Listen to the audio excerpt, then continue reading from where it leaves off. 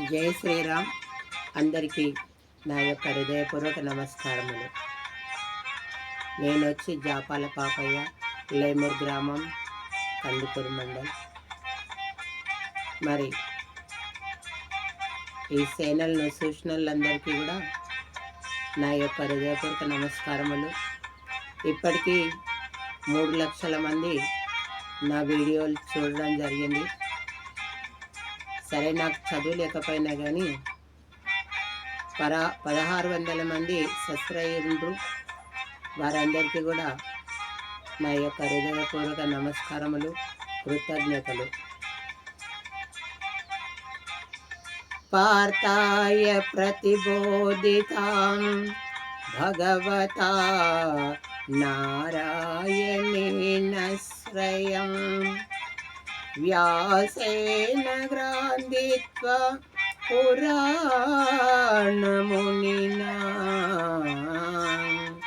మధ్యే మహాభారతం అద్వైతామృతవర్షిణి భగవతి భారతి పూర్ణేందు బింబాననా పూర్ణేందు బింబాననా.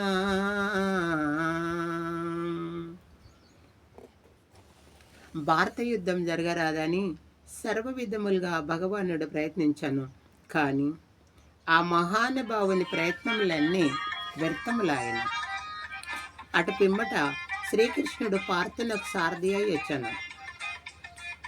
అర్జుని కోరిక మేరకును రథంబును వీరసేనుల మధ్యన నిలిపాను.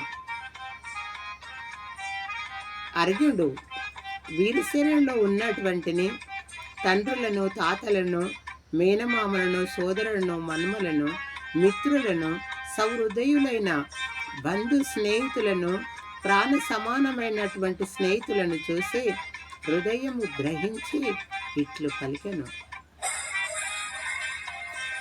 నకాంక్షే విజయం కృష్ణ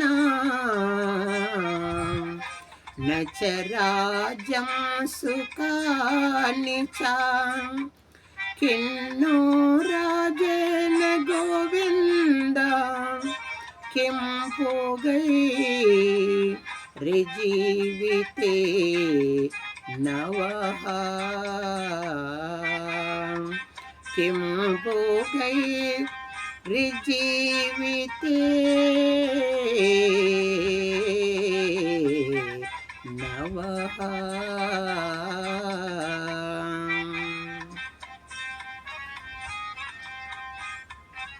స్వజనం చంపుటకు ఇష్టపడక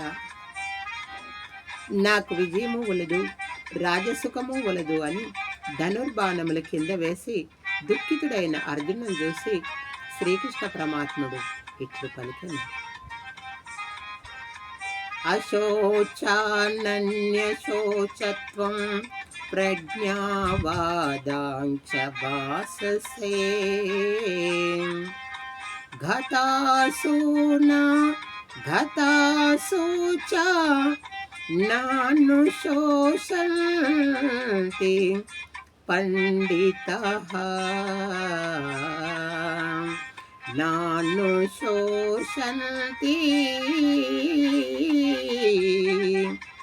పండితః.